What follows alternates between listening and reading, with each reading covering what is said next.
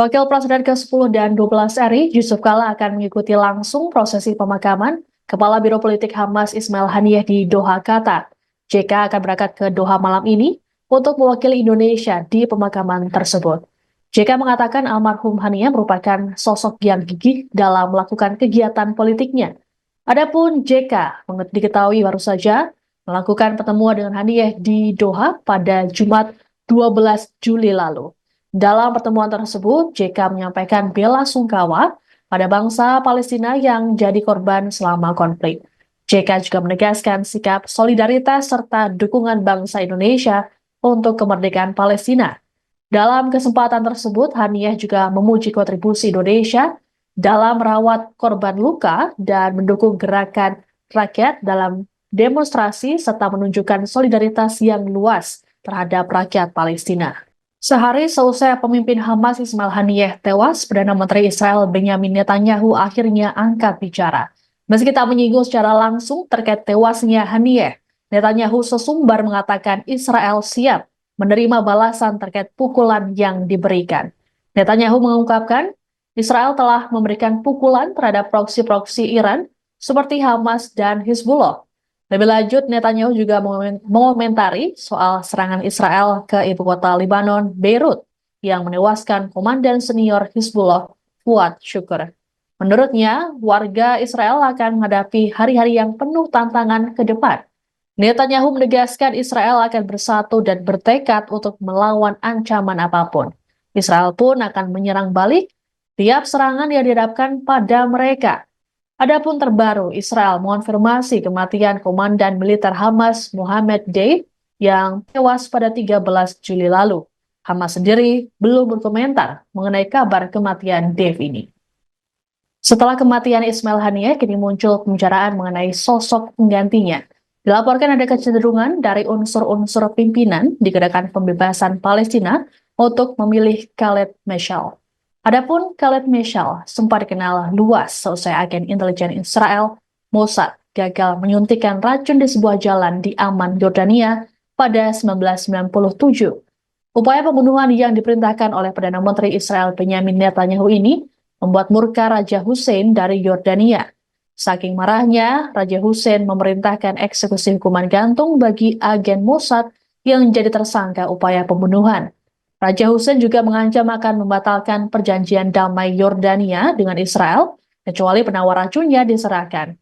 Israel pun setuju dan melakukan pembebasan terhadap pemimpin Hamas, Sheikh Ahmed Yassin.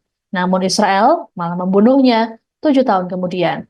Sumber Hamas mengatakan Meshal diharapkan akan dipilih sebagai pemimpin tertinggi kelompok tersebut untuk menggantikan Ismail Haniyeh, general TNI yang terluka. Jenazah Kepala Biro Politik Hamas Ismail Haniyeh tiba di ibu kota Qatar, yakni Doha pada Jumat 2 Agustus 2024 waktu setempat. Adapun jenazah diterbangkan dari Iran dan rencananya akan dimakamkan pada hari ini seusai salat Jumat pada waktu setempat. Prosesi pemakaman Ismail Haniyeh telah dimulai sejak Kamis 1 Agustus 2024 waktu setempat lalu di ibu kota, di mana prosesi pemakaman pemimpin Hamas tersebut dihadiri ribuan pelayat dan sejumlah pejabat berpartisipasi, termasuk Presiden Iran Masoud Pezeshkian. Sebelumnya diketahui, kelompok perlawanan Palestina dan Iran mengumumkan pembunuhan Haniyeh dalam serangan udara Israel pada hari Rabu 31 Juli 2024 lalu. Serangan tersebut menargetkan lokasi yang saat itu ditempati oleh Ismail Haniyeh selama di Teheran. Penyerangan terjadi 1 hari setelah Ismail Haniyeh menghadiri pelantikan Presiden Iran, Masoud Pezeshkian.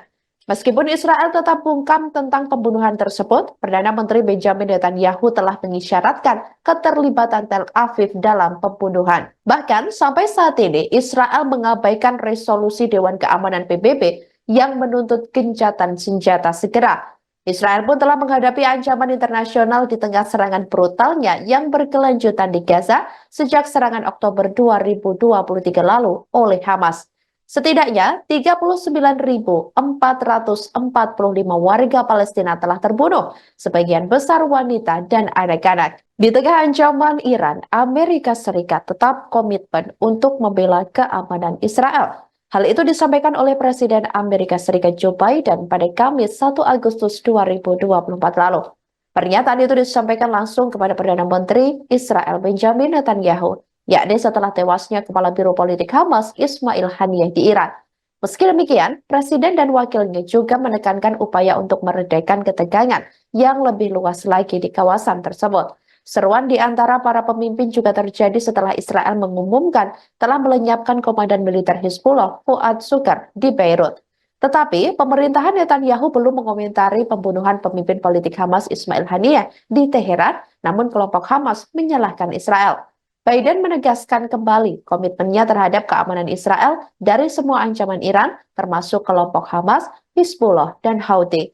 Sementara itu, Komandan Hamas Fuad Shukar juga dilaporkan tewas dalam serangan Israel. Pihak Israel mengatakan bahwa pembunuhan Shukar adalah respon terhadap tembakan roket mematikan dari kelompok Lebanon pekan lalu di dataran tinggi Golan yang dianeksasi.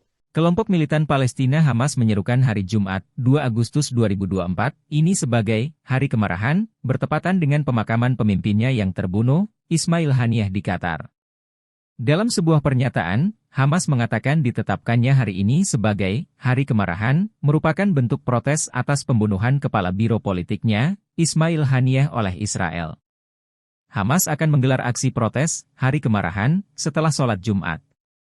Aksi protes ini akan digelar di setiap masjid di Gaza.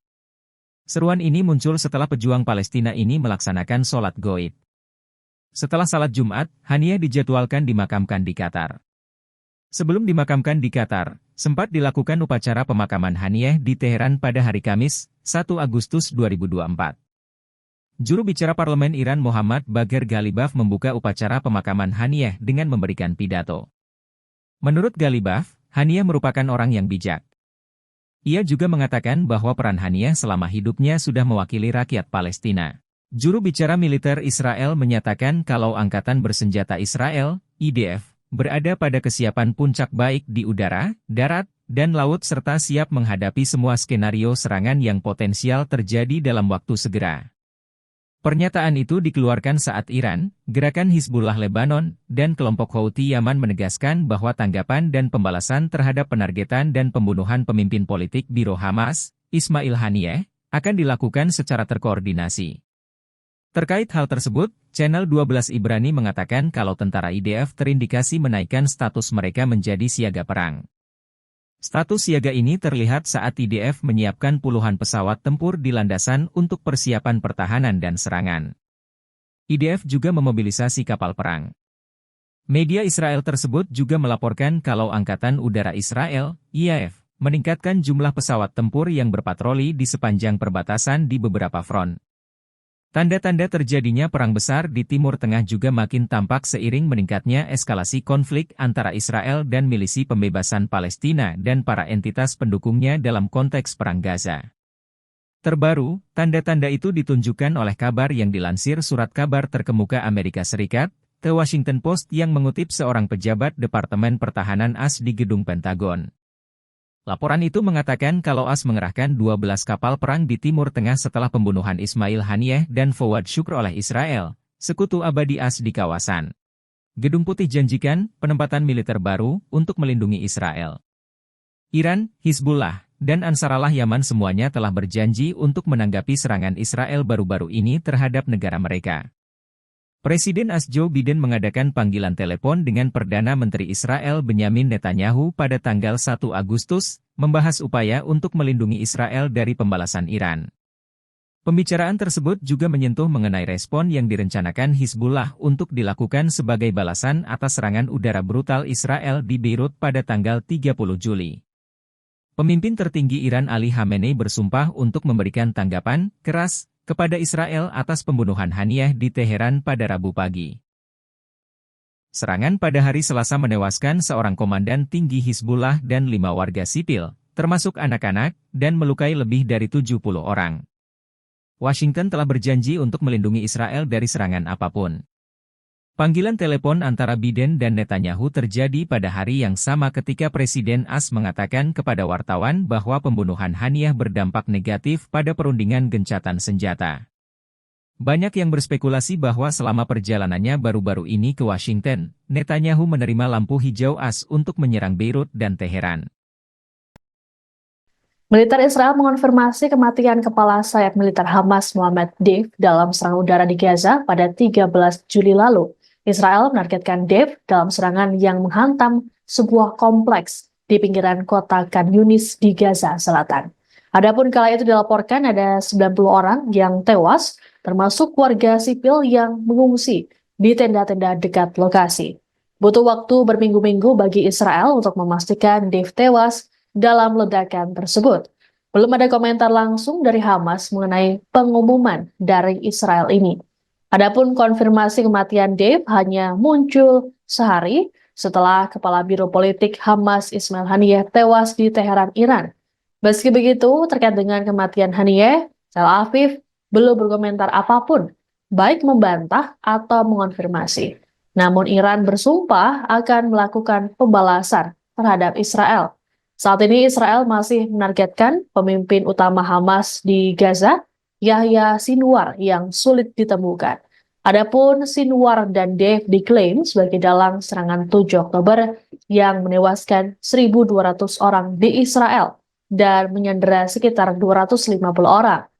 Deif diketahui merupakan salah satu pendiri sayap militer Hamas, Brigadir Qassam, pada tahun 90-an. Ia pun memimpin pasukan tersebut selama lebih dari 20 tahun. Di bawah komandonya, unit tersebut melakukan puluhan bom bunuh diri terhadap warga Israel di bus dan kafe serta membangun persenjataan roket yang tangguh. Download Tribun X sekarang, menghadirkan lokal menjadi Indonesia.